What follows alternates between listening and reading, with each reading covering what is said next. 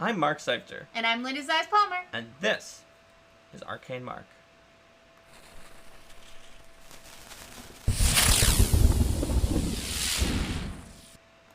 Hello and welcome to GM Tools Encouraging Character Growth, the companion episode to Player Tools Character Growth. So if you haven't seen Player Tools Character Growth, you should go watch that right now, especially if you're watching this episode on YouTube, in which case that episode will also be up on YouTube. Even if you haven't seen it, this episode will still have lots of good tips and tricks for you. It's all about how you can get your players to sort of move on their own towards growing their character rather than sort of staying stagnant. And if your players have seen Player Tools Character Growth, that will help. But even if they haven't, or even if they're not thinking about it, you can help make sure that the players are growing their characters by certain techniques that you use as the GM before, after, and during play. Each of these techniques is going to help you with getting characters who grow and don't remain stagnant. So shall we begin with the beginning, the session 0? I want to make a quick point that we made a lot of times in Player Tools Character Growth now, so that we don't do it multiple times during the episode and then go to session 0. Sounds good. Which is that one of the big mistakes that people make when they're trying to learn role-playing for their player character is like, oh, I've written down this backstory and these character personality traits of this character, and if I have them react in a different way, or they don't do things exactly like I wrote down there, then it's wrong, and I'm going to revert back to what I had down there on the next session and fix it. But in reality, if you want character growth, that means you have to not be so set in your ways that, oh yes, my character is always exactly what's on this sheet, but use that sheet as a starting point and react to other PCs, things that are happening in the story, and so on. That's all in Player Tools Character Growth, but it's going to be an assumption we use throughout the episode, is that it is a mistake to think I am stuck with this thing that I said about the character and I must do it correctly and I'm wrong if I move off, but instead the genuine reactions the player has as the character that don't fit exactly what the character is doing, and maybe it really was actually a mistake and they weren't paying attention and just did it as themselves, but even if it was, or even if it wasn't, those can shape what the character becomes in a different way. So that with that aside, absolutely, let's start with session 0. So session 0, setting up you don't necessarily have to have super complex characters right from the beginning to have characters that can grow in an interesting way.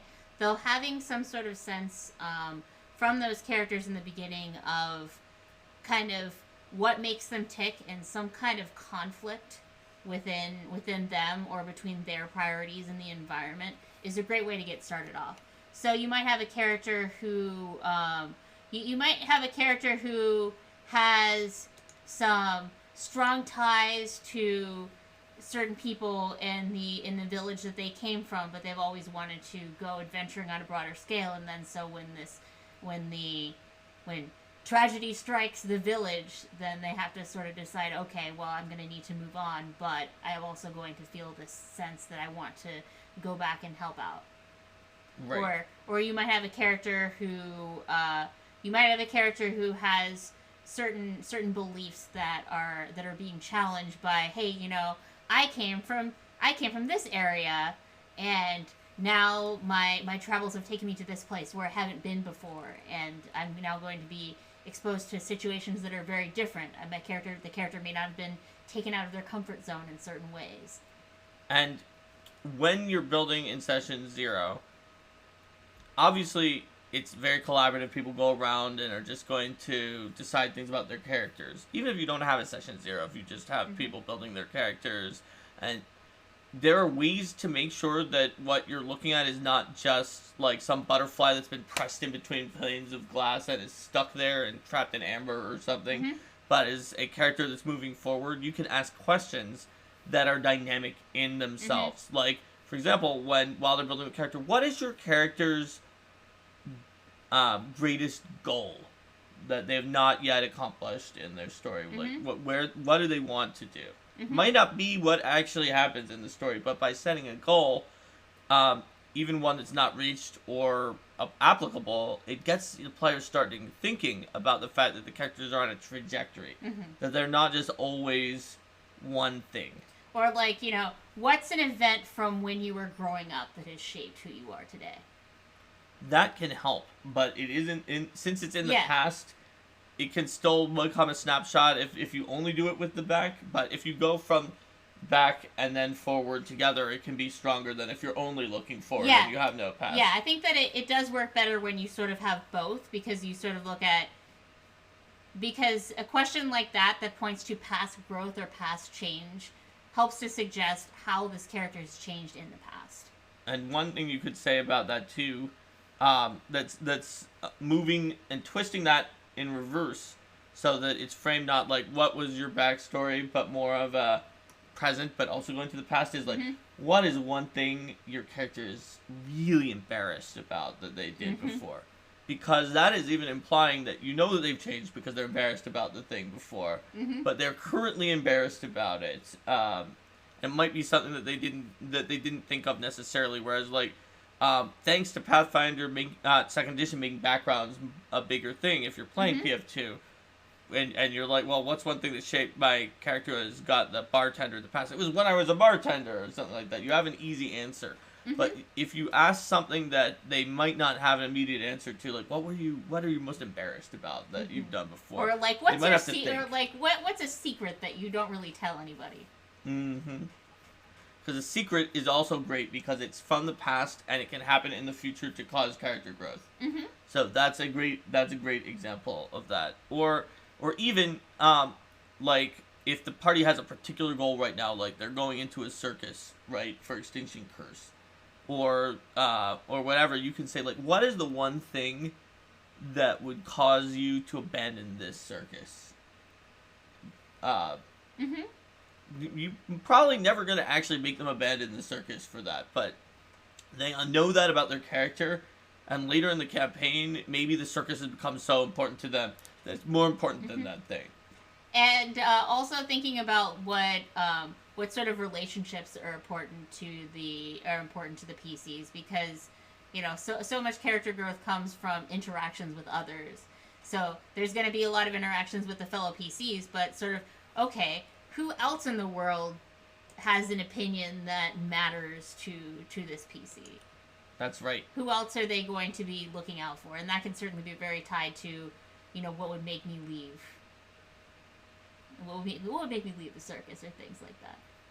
Another good thing to do, especially if you had players build their character before Session 0, don't have a Session 0, is to, if you have these pre-built characters, start connecting them to the other PCs so they experience a little bit of character growth right there at the end of Session 0, or maybe the beginning of your first session, where you ask, like, how are these PCs connected? How did that change you? Because if you're trying to play a fully breathing character, which we've mentioned in the player tools as well, no real person ever has absolutely no reaction to their personality or their mindset or their beliefs by venturing or traveling along with a friend or relatives who have very different opinions from them. So unless everybody all has we're all dwarves and we all worship Torag and we all follow Torag in the same way, and we're all smiths as our background or whatever, just being from people who are diverse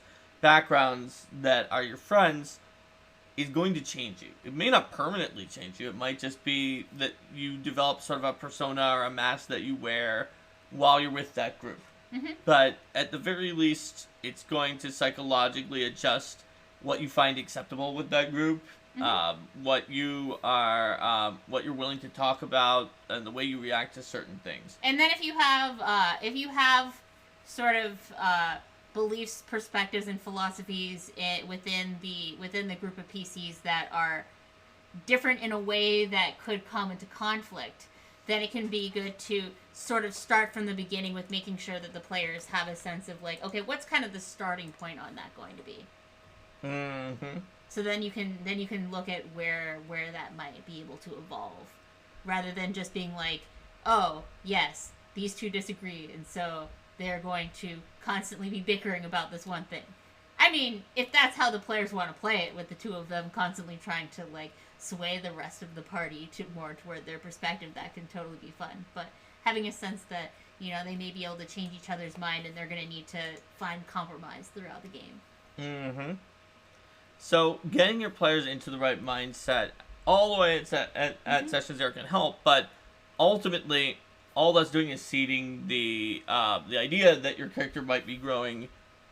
You can't really have, even if they do change their characters during Session 0 about the other players' characters, it's still not really character growth. That is a change to an adjustment to a plan for a character that you haven't actually played yet. Yeah. Character growth is called character growth because it happens on screen or in play or in between. Sometimes not on screen, it's off screen, it's in between scenes in a movie, TV show, in a book, between books in a series, or in an RPG during sessions or between sessions. So that means that there's not just Session 0 to set up for this, but we also should talk about pre-session, post-session, and during session, because those are the 3 times that a character can grow, and the 3 times that you, as a GM, have the opportunity to sort of nudge the players towards thinking about how their characters might have grown. So, how would you consider the distinction between a pre-session and post-session? They're mostly in terms of things they're like mostly similar. building out your character with mechanical choices and reflections and things like that happen outside of the session. They're mostly similar, and for some groups, there's not much of a pre-session because the people show up and either just talk about socializing things that aren't RPG, and then get into the game, or go right into the game. So, depending on your group, there may not really be a pre-session other than Session 0, which is pre to the first session, because after the first session, everything is post-first session and pre-second session. So, if we talk about that downtime that you're not playing, the way that, as a GM, you could try to encourage character growth is end every session by asking, like, what did the character learn? How did your character change based on what happened today in the session? Just ask the players that at the end of the session, and that will get them thinking about it. They might tell you then. You can start a session by not only summarizing what happened, but also the players may have forgotten their character growth. It's definitely a problem on TV series where some of the writers are doing some character growth, or in comics, and then the next writer didn't know about the whole plan, and just for the character just suddenly reverts back to their previous self. You will have a lot of problems if you don't reinforce it, with players potentially reverting back to what was on their original character sheet. So you can remind the players, it's like, we did this last time, and when I asked you about what happened and what it felt like for your characters, then Bob, you said that your character learned a lesson about charging in and was going to think first before leaping in next time. And Jane, you said that your character has realized the importance of working together with the team instead of sort of being a lone wolf and always sneaking. And So this party both has the rogue who sneaks ahead and the fighter who charges in. Yes. That's right. That's an early session in the campaign. Yep. Oh, thanks for subscribing, Alftro. Hold on, I'm gonna give you 6 XP. Everyone 6 XP from the last 6 minutes first before I give you the subscription XP, so that for one brief moment you have 6 points. All right, there you go. You have the 6. Now here's your subscription XP. And we should give the XP for the other minutes too. I did. Oh, you did. Okay. Yes. Cool. It just so happened that happened 6 minutes after 7:31 when I gave the most recent XP. Aha! Perfectly timed. Yes. So going in between, helping to remind people about their characters' growth so they don't backslide, that all helps. But the real place where the decisions, like the high emotional and psychological stakes for the characters and maybe even for your players are going to happen is during the session. Mm-hmm. And so during your session, the players themselves, like, maybe they watched the player tools character growth. Maybe they're just doing it because that's innately what they're doing with their character. They're going to be growing. Hopefully. It depends on the player. But there are things that you can do to make that more likely rather than less likely. And one way that you can do that is based on the way that you describe things and the way that you set up situations. Mm-hmm. Parallelism in situations can be really powerful for this. Because especially when the players realize, hey, you know, this is a situation that's very similar to a situation that we faced in the past, but now I'm approaching this in a completely different way. So, and like, could be, Bob's fighter always charged in and, like, nearly got killed. And then a later time, there's, like, something going on, and Bob's fighter is like, I don't know what to do. And you might even prompt as a GM, and you were like, you were saying the other day that Bobdor the mighty was thinking about the last time, and oh yeah, that's right. I'm gonna hold back, wait for the wizard to cast haste or whatever the situation is, and then that can just set up for a moment that sort of defines the character's growth by contrast, and that's what I think you were getting at there. Is that the more parallel it is, the more that it can define the growth via contrast. And and if you want to make this really obvious, you can have a recurring villain that prepared for the PC's old tactics, but wasn't expecting how they're going to act nowadays. Mm-hmm. Or just even a non-villainous character who's flabbergasted by the PC's not acting the way that they expected. Like, I thought you were just a hothead, but apparently my trap didn't work this time. Especially if the PC's built up a reputation for being a certain way and then changed from that way. And that's sort of like, oh, wait, I heard you were this way, and now you're this way. Those characters grow. Yeah, or like, oh, those rumors must have just been whatever. The rumors have been greatly exaggerated. Mm-hmm. So, in addition to setting up situations that are sort of intentionally trying to make things parallel, you can also set up situations that are just sort of drilled in with what you know are the sort of transformative elements of that character based on either session 0 or just witnessing them. The things that are contradictions in the character. The things that, if they're poked at a little bit, might cause the character to have to re-examine themselves or some aspect of themselves. And you can think of and set up situations that do that. Even if you're playing an adventure path, there's ways that you can cast what's already in the adventure path or add little side tracks that are based on your players and their characters to really personalize that experience to the players and let their characters feel their growth. I would say contradictions are a great point to target, if you see a character starting to develop I always blank or I never blank, and there's an interesting situation that could possibly challenge that. Right. Also, we're talking a lot about challenging an aspect of the character and character growth. It's really is also okay if there's some aspect of the character that stands up to any challenge and stays the same. It's just that the whole character shouldn't. So, like, for example, my character in Linda's Kingmaker game started out as, like, a haunted and irresponsible, like, sort of fop who was just kind of wandering around and drowning out his sorrows. And he ended up being willing to take on more responsibility because the other PCs convinced him to, and in some cases tracked him down after he tried to run away.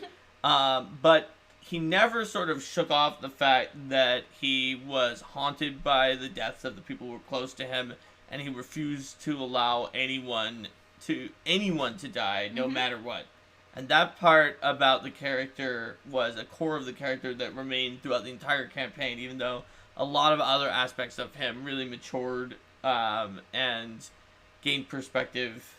And so when a character changes and you really experience growth, true growth for a character is not just like, and now my character is completely different in all ways than I was before, just as it isn't now that they're completely the same. It's that they grow in a believable way in certain directions while maintaining the core of themselves. And then maybe they shift the core of themselves. That could be part of the growth. But there should be recognizable elements. Like, even if your paladin somehow falls from grace 6 times in a row and becomes chaotic evil from lawful good and is now an anti-paladin, there's probably still some theme or some strain in that character. Whatever it was that caused them to fall in the first place. Something that is carried forth. That is like, that they still hold, that might even make them very strange as an anti-paladin. It's like, but this anti-paladin still actually loves puppies or something like that. And will do anything to save puppies. But is always like, yeah, but it's not a selfless act because I like the puppies. It made me upset if they didn't get killed. So there. Yeah. So for it to be a believable and interesting character growth, it shouldn't just be like, also shouldn't just be sudden seismic shift for no reason and everything is different about them. And when you do have those really transformative moments, I mean, mechanically representing these transformations with retraining is great, but it's also totally fine if you have something that's like really significant to alter or waive the costs of time and things like that to rebuild aspects of the character. This also goes for say early in the campaign when people are still trying to get a feel out from under their characters. I find that it's good to sort of encourage some of those more seismic shifts early on. If the players find that, like, hey, you know, this isn't really working for me, I'd like to do something a little bit different, so that you can have them start on a foundation that they want to build from in a sort of a more organic way after that. Rather than needing to slowly inch toward what they wanted to play in the first place. Mm-hmm. So, and there's certainly room for, if your player wants to have their character undergo a transformative event and believe something different. I mean, we've given the example before of the player who wanted to have their character eventually wind up being a cleric of an evil deity. Yep. And we could see that. You can see that in more detail if Mark's Adventures Rise of the Runelords ever is voted on top. It was really close one time. Yeah. But yes, absolutely. That was just the player was like, everyone turned evil in the last game while I was a paladin. This time I want to make a cleric of Irori, a lawful neutral deity, but then switch to an evil deity at some point during the game, and nobody else knows in character. He was okay that some people knew it out. Some people knew it out of character, but he just didn't want the other players to know that he had switched too, or sorry, the other characters, the other PCs to know he had switched. And he wanted something believable, and he had already planned for that character growth, and then it just got a huge opportunity got just sent out of the random die rolls to us, and he was very happy about it.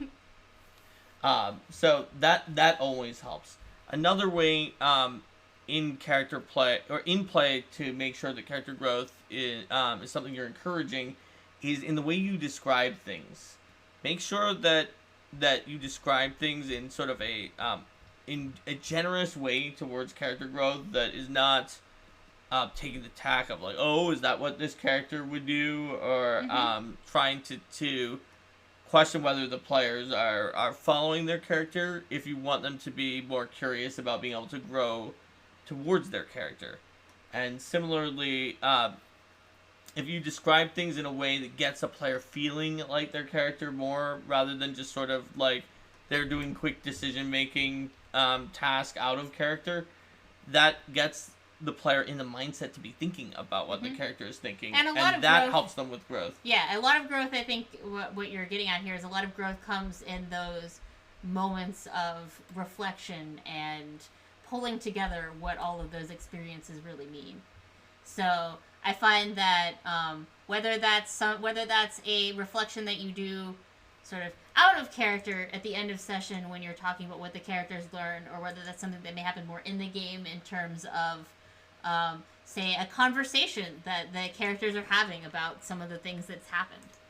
and how that all worked out. And if you get your players on board with this can they can certainly help a ton with that in terms of like commenting. If characters are then commenting to each other on like, wait, you did what? Wait, Bob the Fighter waited? How could it be? And then, the wizard's like, oh my gosh, fine. The wizard's like, I'm going to cast haste. And wait, Bob's here? And we can see Jane? She's not off sneaking ahead? You guys, we have actual made it to strategy. 13th level for my area of effect haste, and I can finally cast it on everyone. Yeah. Or I guess multi-targeted haste. Whatever. Yeah. Same diff. Even better. That way the sneaking enemies who are in the area don't I get just hit. like the idea that nobody listened to the wizard until level 13. And the wizard's just like, I guess I'll haste you. The wizard's like, listen, I'm now level 13. Disintegrate isn't even my highest level spell, and I can disintegrate you now if you don't listen. I've got True Target. I've got AoE haste. Got multi-target paralyze if we want to do that on all of you, and then just laugh. So listen up now, okay? Could warp your mind forever. Don't make the wizard angry.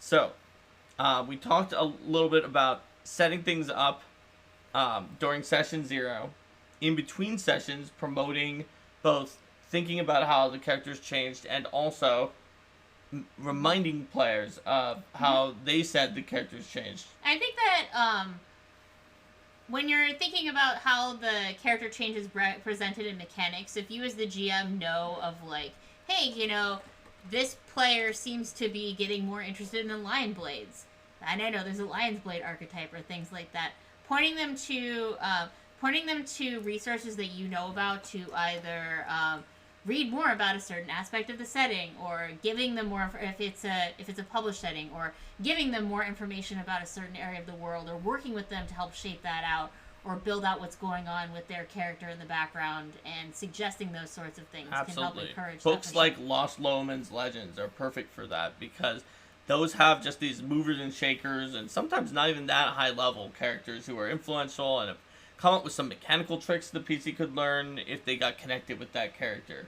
And those characters have their own agendas and personalities that could help shape the character's growth. Because we talked about, like I was saying, the session 0, things in between sessions, ways that you can describe things. But there's also mechanical and sort of tie-in ways that you can encourage character growth. Mechanically, it's little benefits, like Linda's talking about, things that you can learn. But other ways to tie in character growth are connection to other NPCs and characters. Lost Lowman's Legend does that. Connections to organizations, like the Lion Blades that Linda mentioned. Because the same way that being part of the party and being a friend of those other PCs is going to make a character change their views and change the way that they present themselves, becoming a member of an organization or a new religion or faith, or meeting up with and really apprenticing under or working with one of these legends NPCs is also going to change a character. Because, it's like Linda said very early in the episode, character growth happens due to interaction with others.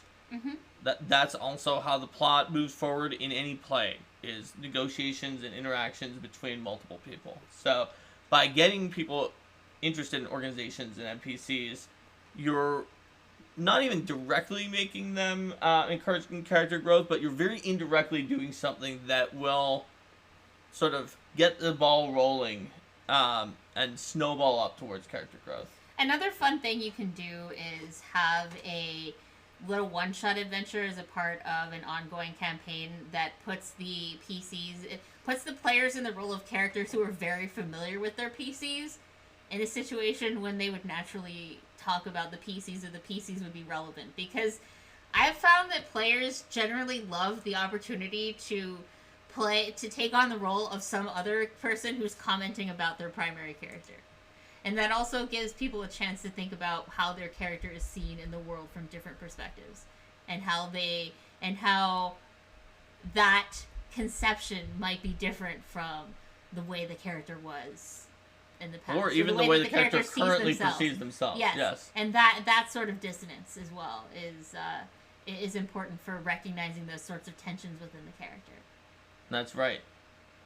Like, the player might be thinking, my character's doing something that completely makes sense. Mm-hmm. But outside world is like, why is this 16th level druid just, like, helping children play hide and seek and other random menial tasks that anybody who asks him something as he goes around through villages to check to see if they're okay, he'll just be like, oh, your cat's in a tree? I will use live oak to turn it into a treant so that the treant can pull the cat down out of the tree. And like the way that people would view that is very, very different. The player might just be like, oh, that's the thing I have, I'm gonna do that. But the characters in the world are gonna view that pretty differently. Yeah. He just did what? Like, are they going to be... This little boy doesn't believe in Erastil and loves fire, so I'm going to turn into an Elder Fire Elemental and give him a lecture about Erastil. That could be seen as this person's really... The PC might be seen as very dangerous or eccentric or wasteful of their gifts or very generous or awe-inspiring or any number of things for the way that they do things. It also can be interesting for way to call out some of those PC-isms. The PC's tendency to think that they are the center of the world, or like to think that certain behaviors that are really, when you think about them, completely unreasonable are reasonable, which can also help to shape character growth too. Like if the PCs are just like, I walk up to the merchant with my 500 longswords that I have looted from this cave, and I tell the merchant I need them to sell the 500 longswords. And like then later it's like, you know, people have been whispering about like, who is this person who keeps walking into town with piles of 500 bloody longswords? And then it's like, well, are they going to change how they act based on the fact that people are reacting to them in a certain way? Or the person who says, I bought an item that I only need to sleep 2 hours every night. So as long as I'm not doing a physically demanding task, that means I can work 22 hours a day, 7 days a week, and get done 154 hours of work per week. But the game says I only do 40 hours of work per week. So I'm going to do 154 hours of work per week. And then how do people in the world around them respond to that? And like, then you have the NPCs being like, I'm really worried about you. This isn't healthy. Yep. It's like, you need to take time for yourself. Do you have a personality outside of work? 154 hours. Otherwise, I will not optimally use my time of crafting and adventuring to maximize my wealth by level. Yes.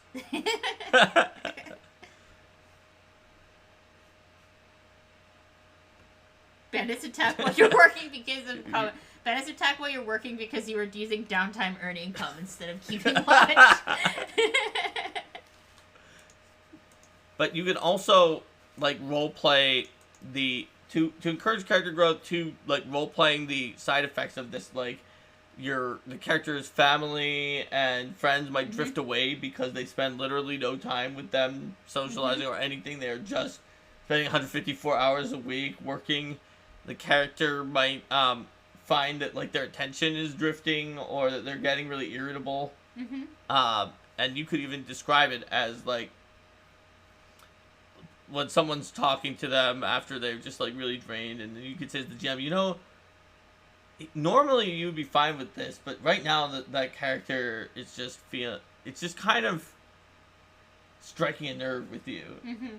Or, you know, people are going around describing it. It's like, are you feeling okay? You've got you're pale and you've got these dark circles under your eyes and things like that.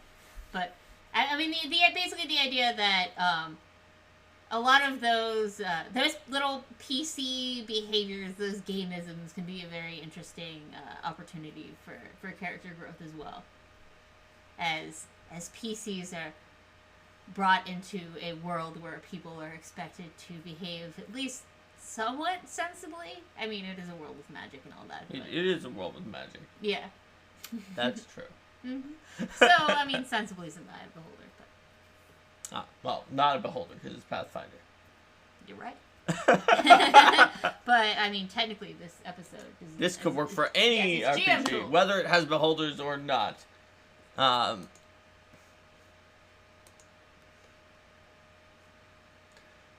right.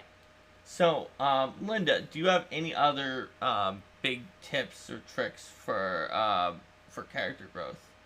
That's all that I'm thinking of right now. How about you? I would just sort of condense some of the things we said as force the PC to prioritize between two things that they care about, and when they have to make that decision, even if it's what they thought it was going to be, it still can help catalyze character growth. Mm-hmm. We sort of danced around that a few times during the episode, but that's sort of a combination of that. Present opportunities for growth and change, and a dynamic variety of NPCs and organizations for people to interact with. Reward that change by, I would say, by having fun interactions that come from it, or interesting new opportunities that come to the PCs because different people take interest in them or act differently around them than they would have before. Mm-hmm. And Dustin suggests enlarge for character growth.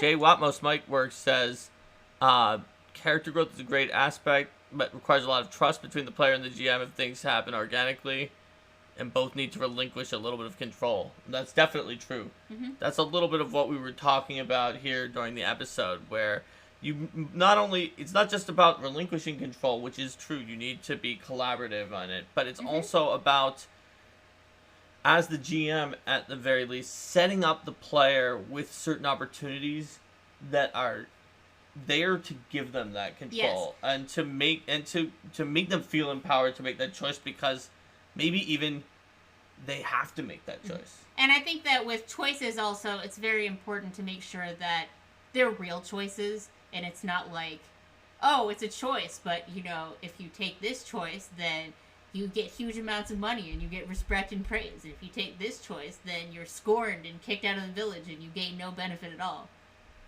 You know, making sure that that the players can see and trust that when they have these decision points, people might still sometimes make that other second choice. But like it should still be able to lead to something or have some reason why you did that. It's like, you know, maybe you got scorned by the people of this village, but then the bandits thought you were awesome, and so now you have some the main time I remember about someone getting scorned was when we were playing Tales of the Arabian Nights, and there was a giant fire in the village, and you chose the option to drink. And so it was like, oh, watching this, the fire's going on. You pull out your water skin and just sort of calmly drink water. To be fair, while the fire burns everyone, and they've now scorned. They all like, what are you doing? To be fair, the drink option in that game was an abstract option that in some cases referred to anything that was involving water, so I thought that was the most likely one to be about putting out the fire. It was just about the only time it was actually drinking, other than like drinking from a well that kills you. Where Linda was just like, drink from the water skin and just kind of smile and chuckle while the village burns down. Oh my gosh, that is a fun game. We should play it again soon. You had to go on a pilgrimage to Mecca. I did. Alright. So, I think that about covers it, everybody. So, let's say goodbye to our YouTube friends. Bye, YouTube. Bye. See you next time.